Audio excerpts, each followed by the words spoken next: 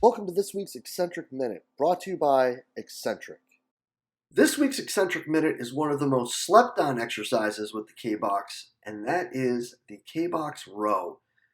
This exercise is going to tick a lot of boxes and really make you fight to hold your posture while working on your pulling power.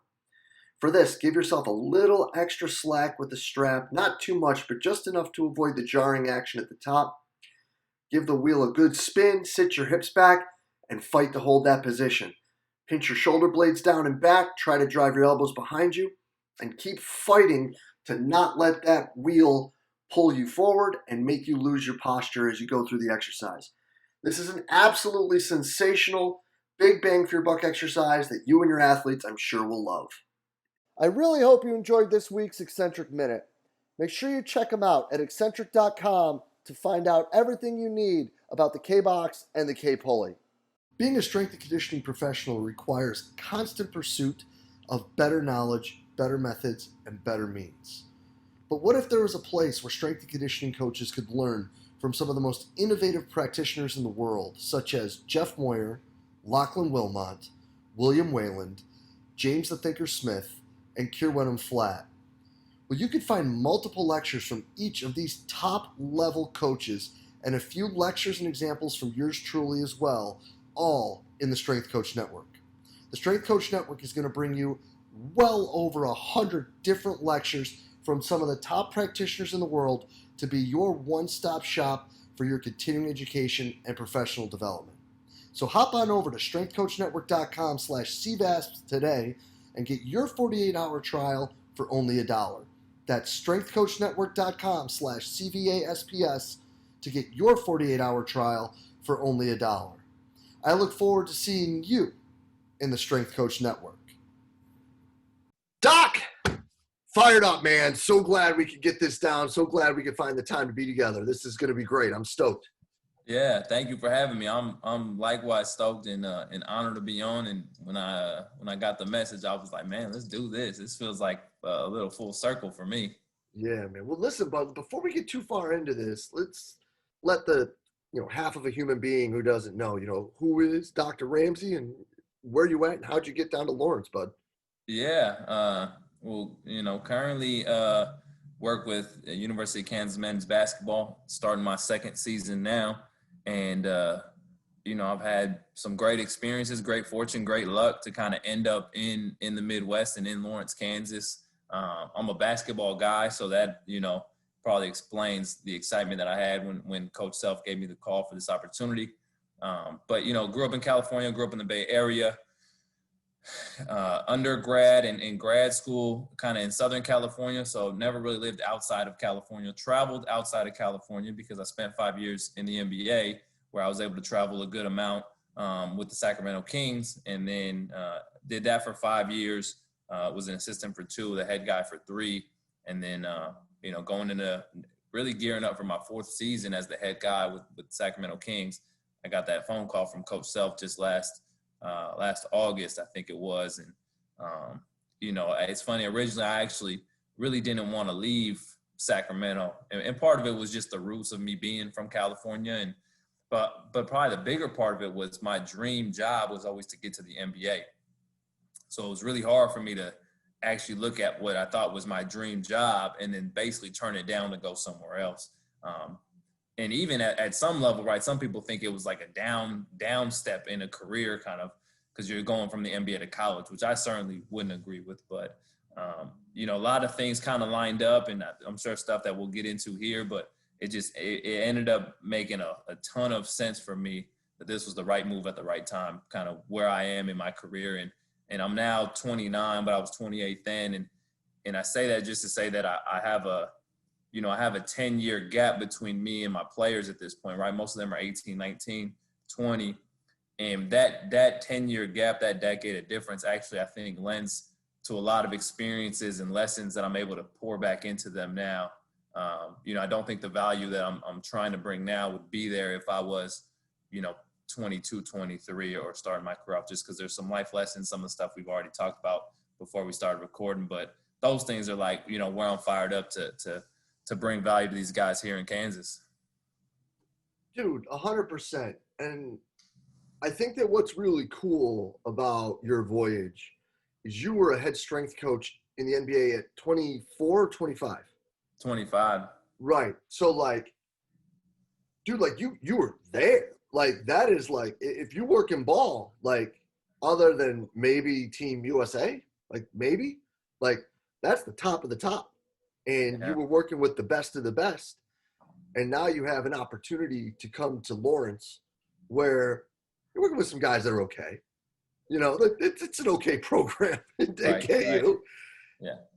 And you can bring so many, not just basketball lessons, not just training lessons, but real life pro lessons to these young men. Yeah, those are things that I try to do. And you know, one thing I also try is I try to be cognizant of that voice that I can bring, because you know, you don't want to be the guy who is a broken record of every day. You remind them, I was at the NBA and this is how it needs to be done. And so you don't want to wear out that kind of voice. So I try to pick and choose those moments where I kind of bring that to them. And it is nice because you can tell that, you know, at times when I start kind of get on my pedestal and talk about some of these things, whether it's work, whether, you know, work habits, whether it's ambitions, whether it's, you know, getting them to commit to the process, like all of those things. And I start talking about examples from the NBA that, you know, they're so locked in and dialed in with me. And so I want to, you know, I always try to remain very respectful and responsible of that voice, because I know that if I use it, they're going to lock in with me and really focus and digest it. So, yeah, no, it's great, man, that and you mentioned kind of the Kansas program, obviously historic program, but one of the great opportunities is most of these guys have ambitions for the NBA, and most of them have a chance. And so that makes it a fun environment for me to kind of lean on some of that experience from my past 5 years. Yeah, and then on top of that, you know, we were talking about some personal experiences that I think are people love to talk about these things, you know, and like I'm sure they would love for you and I to sit here and just be like, let's talk about our jump progressions and plyos and how we get into that and how that carries over to change of direction. But we've talked about that a trillion times. Like Right. there's a Google bar, like people could find that like in 2 seconds. Yeah. But what they haven't heard us talk about is how, you know, you almost 30, me slightly over 30, have been through some other things that we're able to work with these young men about.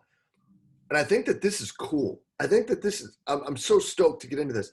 Let's talk about how Ramsey is using real world things, real life things to not just help buy-in, but help these men be better off in the future. Mm-hmm. Yeah, I mean, you know, so many examples, and it's funny, like every day after our lift, you know, the pre-lift speech is, you know, what's on the menu today? Is there anything new? My guys kind of know I don't change exercises often to step into the S&C world. I don't change exercises often. I try not to do it.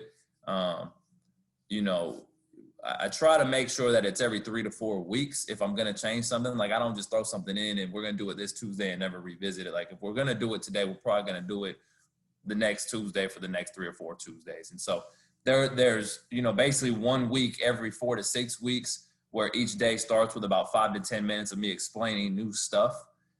But after that week, we're basically going to rock for the next 4 weeks, and there's not going to be any new exercises. So like the pre-lift speech is basically, you know, nothing new. You know the drill. Last week y'all did this part. Change it to this because I didn't like what that looked like, but let's get to work. So that one is quick. The post speech is kind of where we try to bring some of these other concepts, and I think that's what bleeds into these life lessons. And my guys know, like, if I don't have something to say at the end of a lift, you either did incredibly well, which is rare, or you got on my nerves that day, which is not as rare. So they know typically if I say, yo, I don't got nothing for y'all today, and they know like, oh, damn, we didn't do too good today. But those are the moments that we try to use. So like, you know, example that we were talking about before is talking about the stock market with these kids, right? And exposing them to conversations that most of them have never had, right? You know, we've got players that didn't grow up well off. They didn't grow up middle or upper middle class. And And they're not used to some of those conversations, right? Or they're not used to someone literally telling them that somebody just made $1 million in 5 minutes in the stock market, and just exposing them to those ideas are like things that they may otherwise not ever be exposed to if we don't do it as a strength coach, or someone's got to do it. And, so like, one thing that comes to mind in that kind of discussion is one of my players sends me, an Instagram post on a stock that ended up hitting really, really big. And if anyone follows stock market, they'll know that a few months ago, Kodak camera company ballooned up from $2 to $52 in the matter of hours. And there was, I think, investigations of insider trading and all this stuff. And, my player sends it to me and I'm like, damn, how did we miss that one? And he said, I don't know, but I'm gonna find us the next one. So, he's looking for the next stock. And, I meanwhile just take $100 and, drop it on the Kodak shares and buy a few of them. And I knew that the bubble was busted and this was going to probably be a loss of, $50 to $80, right? But what it allows me to do now is continue that conversation. So now every few weeks I get to come in and say, yo, damn, I'm down $75 on that thing today. And it becomes this running joke. But now how do we use those what's fun to me is how do you use that conversation to go into the next conversation about life and whatever, right? And so that we talked about buying homes and real estate, right? We talked about one thing I try to really get them to appreciate is don't just be a basketball player. Now at the college level, you can't skip that part because I have seen players who try to be more than basketball players before they've actually shown that they are a true basketball players, right? Those are your players in the NBA who got drafted off of a few good college games. I mean, you can have a good tournament in college and get drafted, right? As crazy as it is, but just because you get that first contract, like, and I've told my guys is the first contract is not enough for you to take care of the people you plan to take care of. You got family members, you got nice things you want to buy, like, and I always tell them, I'll never be the guy that tells you don't buy a nice car or jewelry. Like, if those things are things you want, fine, but you better make sure that you are working hard enough to earn that second contract, because that first contract will run out quick. And so just trying to get them to understand those things are like, you can be more than a player, but you got to be a player. And those are things that I try to really get them to understand. First of all, that last line is worth its weight in gold. That, you got to work to be a player. Mm-hmm. That's so huge. And I think that there's like three things that if you're a young coach and you get to work with people that have ambitions of being successful in anything, I need you to rewind this about 3.5 minutes and listen to what Doc just shot at you again. Because this is something that like we were talking a little before, like we're in the middle of 75 hard right now. So when this comes out in a week or so, we'll be almost done. And I can't wait to have dessert. But anyway, the big thing has been personal finance, and we talk about this, you bring up the stock market. Zach Dakin has brought that up too in these shows. We're talking about it. Brett Bartholomew has been talking about, how awful we are. And Kier has been talking about how awful we are as a profession when it comes to our own personal finance. And it led me to Rich Dad, Poor Dad, which if you haven't read it, I would highly recommend it. It's like $9 too. It's like, whatever it may be. And changing that focus has really helped me start to have these conversations with these guys. And I think that the more that you're able to run down these different rabbit holes, like don't do what I did because it put me here versus look at this idea because it could put you there. Like that's not buy-in to front squat versus rear foot elevated split squat. That's buy-in to Doc and Jay. Like that's buy-in to like, this dude's got me. And I think that that's something that's been so huge this past, like what's probably been 5 weeks, but feels like 5 years, that it's, it's really helped. And I think that this is something like we've all talked about it, right? Like how much stuff in college did you learn that's real? Right. Like these kids will never have to balance a checkbook because it's all online now. Right. But why would you, let's say you play in your first deal, even if it isn't in the league, let's say your first deal is in Italy. Why are you going to rent a spot? Now, if they give you a spot, different subject. Right. Well, why not buy a duplex and house hack out there and just have Hmm. somebody manage it when you go somewhere else? Like, Yeah. start looking long term, which all comes back to that idea. Like, people want to be the players, but you got to work to be a player. Oh, for sure, for sure. We talked about. I think it's, you said something there that I think is so true, but yet so overlooked, which is our players aren't buying into the program. They're buying into us as coaches, right? They're buying into you. They're buying into me and whoever's listening and your athletes. They're truly buying into you. So you can preach the program all day long, and you can preach the results that will come from it. I feel like that's a slippery slope because no matter how good you are at programming, every single person is going to respond different to a lot of different things. And unless you have a very invasive individual laboratory, it's very hard to know how all these things actually play out within the individual, right? We know that if we increase volume and load over time, then there's likely going to be a hypertrophic response and muscles will grow. Okay, fair. But how your 15 guys are going to respond individually is a bigger question mark. So getting them to buy, I think, into the results that they may or may not achieve in the next 4 to 8 weeks could be a slippery slope. Now, for the most part, especially the college level, most of these guys are untrained. So as long as they come in, show up consistently, and try to add a little bit of load every time, well, the results will be there. But what's more important, I think, is the former, which is getting them to buy into you. And I think, what comes to mind for me is you talked about players with ambition, and because we have those players, I think what comes to it is actually a huge responsibility on us to hold them accountable and help them achieve those things. And I think it's so easy and I've done it too, and we all fall into it, but a player comes in late, or a player gives a shit effort, or a player is distracted the whole day, or a player is complaining about a little nagging thing that they probably could work, all the things that we deal with. And it's so easy, and I fall into it, so I'm not on a pedestal pretending I don't, but it's so easy to say, shit, he's just being lazy that day. That's fair, but just know you got a responsibility to get him out of that mode because he has ambitions. Now, you can always turn it back on them, which I try to do, and I always remind them, like, I tell my guys all the time, you don't want to train, don't train. The exit door is right there. You can go back to wherever, the locker room, I don't care. But just know, if you want to get better and reach your goals, you better keep showing up. And I think that we have that responsibility, and that's the art of coaching, right? How we decide to use that and get the buy-in. But as soon as you get them to buy into you, the other stuff becomes so much easier. And which I guess brings me to like another point, which is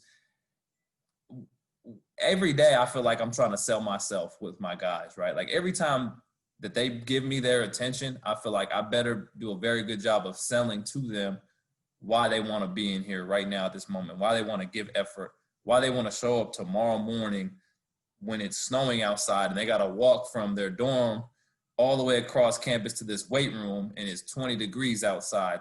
And I need them to get there on that VersaClimber with me at 8 a.m. Like, and not to mention, they don't even have to go to class because it's online anyways, right? Like, how do I sell that? You better get them to buy in. Yeah. I mean, that would be a hard sell for me. Like to, and I'm a guy. Shoot, I'm from where Kodak's from, man. I'm from upstate New York. I'm used to 10 feet of snow. Well, was used to. I've been down below the Mason-Dixon line for almost 20 years now, so I don't know if I Right. can deal with that. But yeah, man. And I think that another thing, and this is just to kind of go off and be a little kind of selfish with this because this is something that I'm not very good at. So I would love to hear your input on this. Another thing that people don't understand about you, Doc, is you got a baller tree with you too. Like you've coached some great coaches in the game right now. When you look back and we look at these things that we were just talking about, whether it be the financial stuff or just the outside of the game stuff, or even the simple things like, mini muffins probably isn't a good meal, guys. Like things like that. When you look at that and you're mentoring coaches, going back, where are some things that you think we should be better at when us that have been in the game get the opportunity to teach and work with these younger coaches? Oh man, I don't know if I would have an opinion on kind of that latter part of like where I think guys who have been in the game doing it much longer than me can be better. Like I would never even, touch that because I have so much respect for people like yourself, right? You've been there now for 17 years with basketball, 15, Yeah, 16. this is year 17. I mean, so like for me, like it's like, man, the work that you put in, I wouldn't even graze the conversation of what I think you guys or people who have been doing it much longer than me should be doing better. Because I just, that almost feels like a disservice. Because I have mentors. One of my mentors was, Chip Schaefer, who was he's now with the Bulls, but and he was with the Bulls back in the '90s. So he was, the head athletic trainer with Phil Jackson and Jordan, all those guys. And it's funny. I think back to our conversations, and I was the young, energetic guy who had an opinion on so many things, and I just imagine at times he probably would look at me like, look at this young kid, just, he's running around just banging pots and pans in this weight room. He doesn't know what he's doing, right?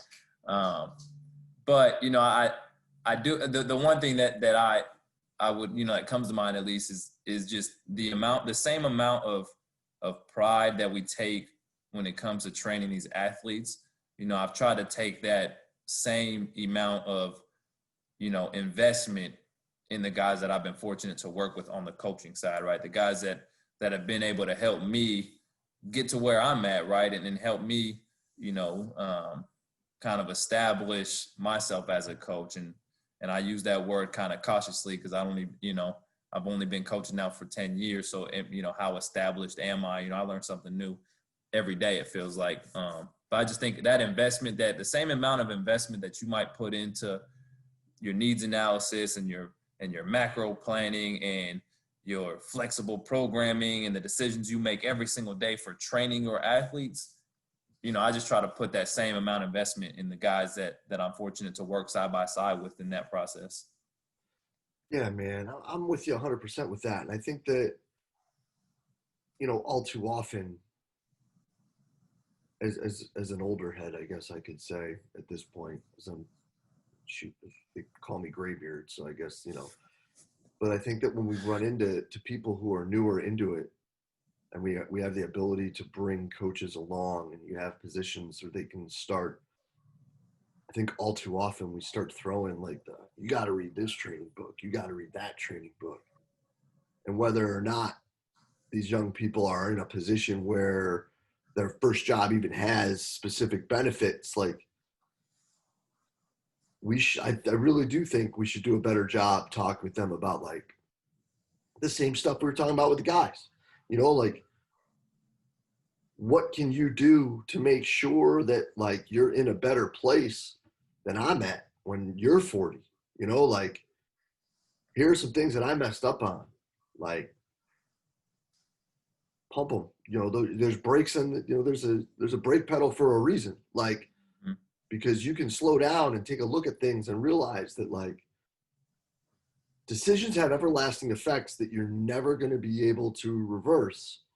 So how can those decisions be the ones that are going to leave you in the most positive situation when you go forward? Mm-hmm. And in our little corner in the sporting world, I don't think we have those conversations enough. And I think that's why one of two things happen. Either people don't retire as strength coaches, or people are just old and bitter and they get stuck having to keep coaching, and you get pushed out to like work with just some smaller Olympic sport team when you were, the head honcho or whatever, just to try to survive at the end. Yeah. And that blows, man. Like there's people who have paved the way for us that have had to run to other jobs because they were either unable or uneducated in how to better themselves. And I almost look at it like we need to do this for them. Because imagine this, bro. How much more real would you be in a conversation if a player is being something or a coach is being something if you knew you were okay? Like when you were younger. You know what I'm saying? Like, I'm not saying like we'd be a jerk, but like we've all had to bite our tongues because it's like, yo, I got to pay rent, or I got to pay my mortgage, or Yeah. I'm hungry, you know? Yep. And I feel like that's the next thing for people who are going to be leading coaches, to help them lead coaches to be better. Mm-hmm. I couldn't agree more. And I know others that you've already mentioned have started to actually, like, I think even move part of their career towards some of that stuff, right? And there's certainly no shortage of people who have said, who have criticized our industry, which I would agree with, like us strength coaches, especially the younger strength coaches. And I was so guilty of it. So again, like, I'm not excusing myself from this criticism, but everyone's been that guy that's like, man, I put in 50 hours this week. I live on that workout floor. And it's like, well, okay. But when I was saying those things, I guess I wasn't also paying attention to the bank account and realizing, like, I was paid pennies for that. Now, I don't want to skip, again, like, we can't skip the work, and there's something to be said about paying your dues and learning how to coach and learning those things. And you got to be on the floor for those things. But we take so much pride in bringing more value than we get paid for, when the conversation should just be the other side of the coin. Like, let's just get paid for the value we bring, and then let's just bring a whole lot of damn value, which, goes back to some of the stuff we've already talked about. But it's just like, and if you're 20 and you're listening to this, maybe it's too early to start shifting. Don't skip the work. Make sure you're on the workout floor, coach your butt off, put the hours in. But instead of thinking about or bragging about the amount of time you spent coaching, like, just shift your focus to value. Like, just bring more value. And if you can just bring so much damn value, then eventually the entire field elevates, because it's just like there's strength coaches, especially in college football, right? There's some strength coach who gets $1 million a year. I don't know who he is. I don't know his names. There's surveys out there that show some of these figures. And you start to think about, like, early in my career, I'm like, damn, that's crazy. But now I'm like, well, why is that crazy? Because that team that he works for is worth this amount of money. They bring in this amount of money, and he brings this amount of value relative to that entire process. So the way I look at that is he's underpaid, right? Like, and I think just that mindset, it's just a mindset. It's not like you got to put your pants on differently. It's just a mindset of, relative to the amount of things that are going on, what is the value you bring? And then there's a dollar amount to that. And I think that as an industry, we can begin to, I think if we can begin to appreciate those things, then I think overall it elevates. Because I think it goes back to what you just said. There's so many strength coaches that don't retire, that are burnt out and they're stuck, or they get pushed out, or they're, one thing that I started to think about, even really, I think after my second year in the NBA as the head guy. As the assistant, you just put work in.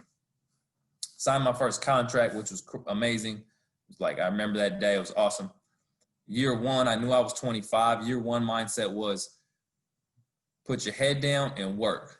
Don't skip a beat and don't miss a layup. Like, you can't do that because you're 25. And although the people who promoted me and hired me trusted me, certainly there was people in there that may not have thought that was a smart decision, right? Or maybe there was people who were on the fringe, and they were like, well, let's give him a shot, but if it doesn't go well, we can fire him. And okay. So year one was put your head down and bring so much damn value that nobody questions this. Year two was, okay, well, now you got a contract, but you got 24 months until it runs out. My first contract was a 3-year deal. And I think it's maybe that was the shift for me. Like, when you have a contract and you see a date that says you will no longer be paid after this date, and you buy your first house, when I was 25 in Sacramento, bought my first house, you start to think about, oh shoot, if that date comes and we have a new GM or a new coach or a new director, or somebody doesn't like you anymore, well, they don't have to pay you anymore. They don't even have to fire you. They could literally just let it expire. And as soon as I saw that, I started to realize I better start to think about financial freedom. I better start to think about, because the option for me was, okay, well, what are you going to do if they don't renew your contract? Well, I guess I'll just look for the next NBA job. But what if that NBA job is somewhere you don't want to be, or an organization you don't want to be at, or with people you don't like to work with? You better start to figure some things out. And so that was when the shift became like, stop letting your job determine your life and start to let your life and your career come together in a way that is ultimately what you just said. If I don't want to hold my tongue, I don't have to hold my tongue. How do you create that? And again, like I'm not saying be an ass, like, you kind of mentioned that. Like, of course, we're not saying that, but I think it's just financial freedom, and what that means is different for everybody. Like, I don't need a Bugatti. Like, I was driving a Honda Accord, so I'm not that guy that needs that stuff. But what you don't want to have is an expiration date on your income when you have expenses. So I think that there's two things you said in there that I wish I would have known as a 24-year-old driving from Terre Haute, Indiana to Richmond, Virginia. The first of which is shift your focus to providing value. I think that we all too often think that what we do is the value. Like stronger, jump higher, run faster, more resilient.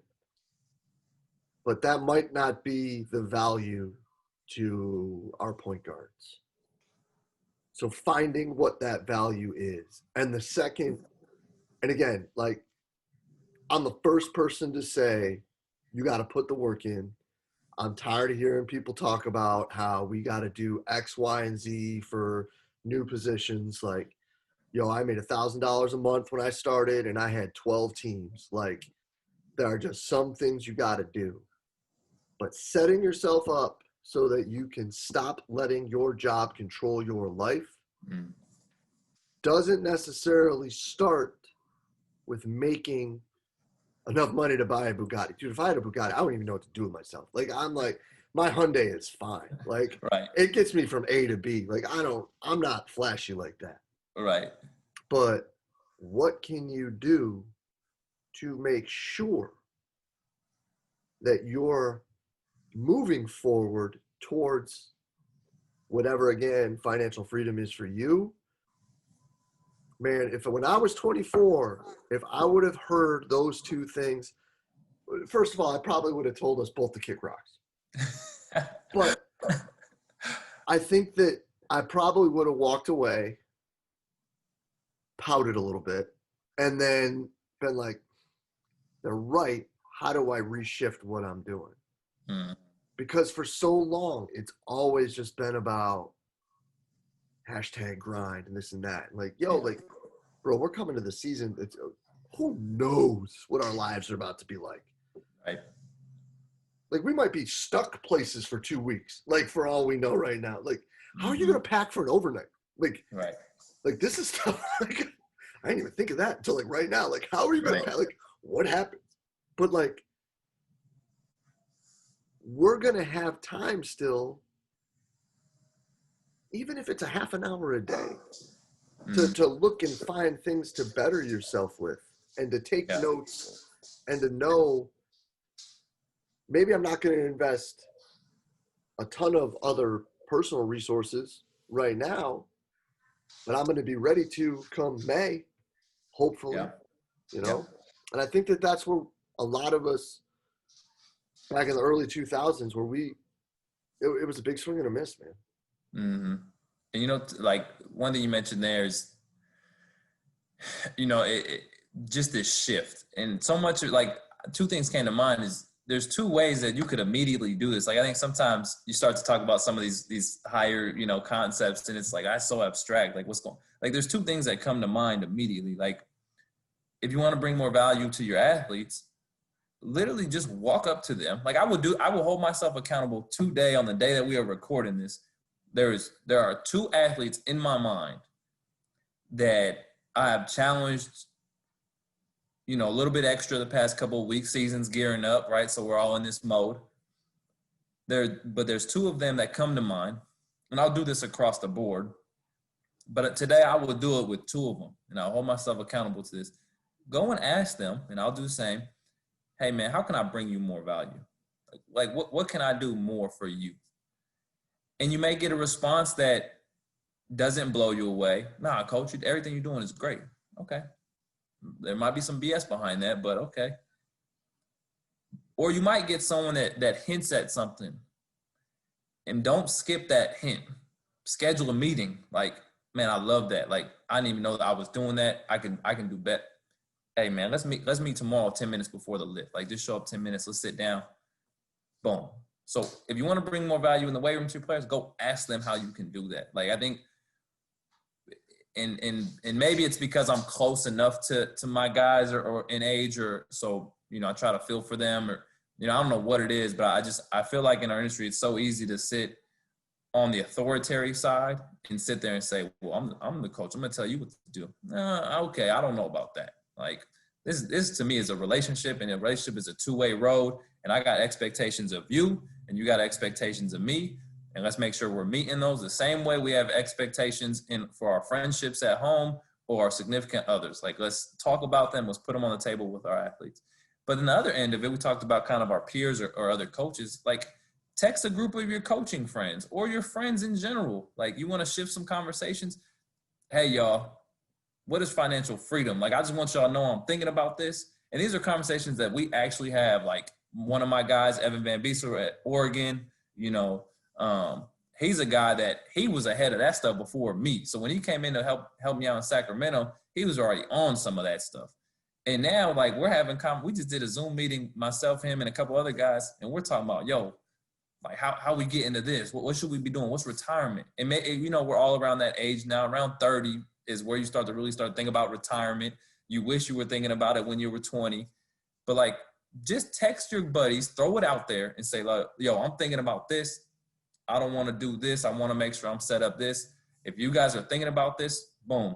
And you will be surprised at where your peers are at if you let them talk about it, right? And maybe it turns into, like you just talked about, a little book club. Like, hey, let's all read Rich Dad Poor Dad. Like, let's get on the same wavelength with some of this stuff.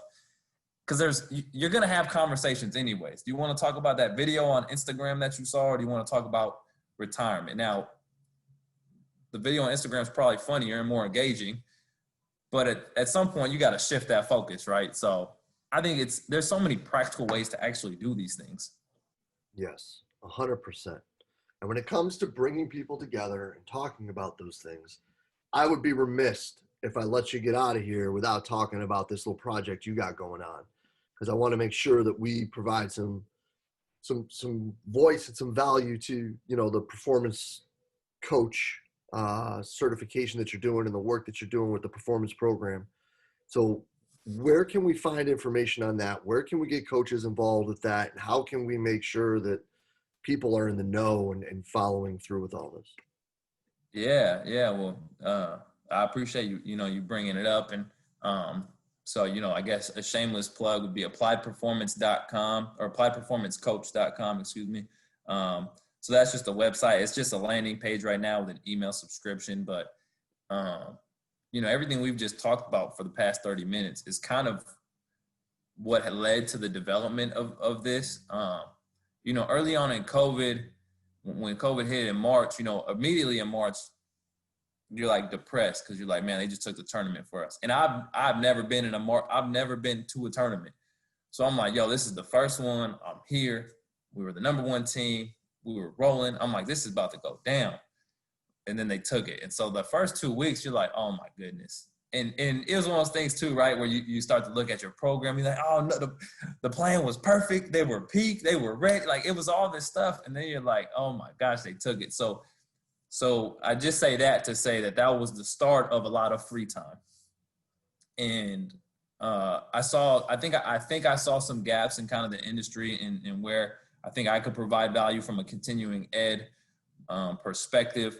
And then, the other end of it is like kind of like a mentorship aspect of it, which to me just brings other aspects. Continuing education so often is just content expertise. So much so, like, down to like the niche of one aspect of what we do. Like, you want to go get a certification in movement assessment, you can do that. You want a certification in mobility, you can do that. You want a certification in, squat, bench, deadlift, you can, like, there's so many little, I guess, very niche ones that are out there. And what I started to see, especially with Instagram, and it's so easy to share information, is like, what's the framework that mostly young coaches have to start to piece some of this together in an applied fashion?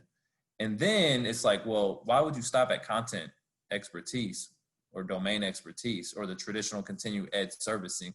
Like, what about professionalism, right? What about coaching practices and piecing some of this together? And then obviously career development. And so, I kind of created something along those three kind of pillars, 3 C's, what I've kind of turned them, which is content, expertise, coaching practices, and then career development, and just trying to touch on everything that we kind of just touched on and try to build it around a 16-week course, which is similar to it. It will feel like a classroom, online classroom environment with different aspects of, video and reading and talking of shop and presenting and different things. And, but yeah, it was just me kind of looking at the landscape, seeing something that I thought wasn't there. And rather than being like the guy on the sideline critiquing stuff and not doing anything about it, I thought we'll put some skin in the game and do something about it. So, try to do that. And the response has been pretty good so far. Like I said, we only have that email list, and we'll probably kick off pre-sale this Friday. So I don't even know if this would be out by then, but yeah, I mean, you can find more about it on that landing page there at www.appliedperformancecoach.com. I just signed up. I'm in on the newsletter. I'm going to make sure that this gets out, because I think that at the end of the day, if what we all say we are trying to do, and that is help coaches be better and help the next generation be better, then, well, we better damn well be getting better too. And we better be finding a way to make sure that we're in with that also. And Doc, I'm fired up, man. Like, I can't thank you enough for spending the time with us today. This is awesome, and keep leading from the front, man. This has been a great talk, and I can't thank you enough for everything, not just that you've done when it comes to helping build better coaches and put out great information, but how you keep striving and driving to get everybody better, from the guys you get to work with to all of us in the field, man. I'm truly grateful to have you as a colleague. Thank you very much. Man, thank you, Jai. I really appreciate you inviting me. And, as much as what you said is flattering, like, you're a guy who's put in, 16 years now with men's ball there.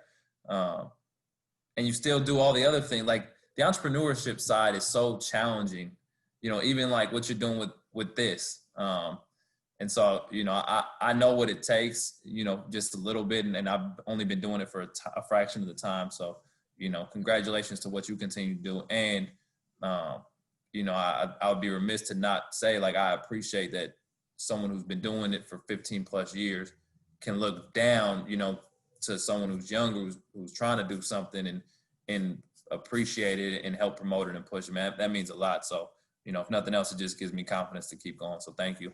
Awesome, man. Well, I appreciate the kind words, but yeah, man, I'm truly grateful for your time, Doc. And thank you so much, man. This is great. And we will be in touch real soon, my friend. Awesome. Thank you. Yeah, man. Cheers.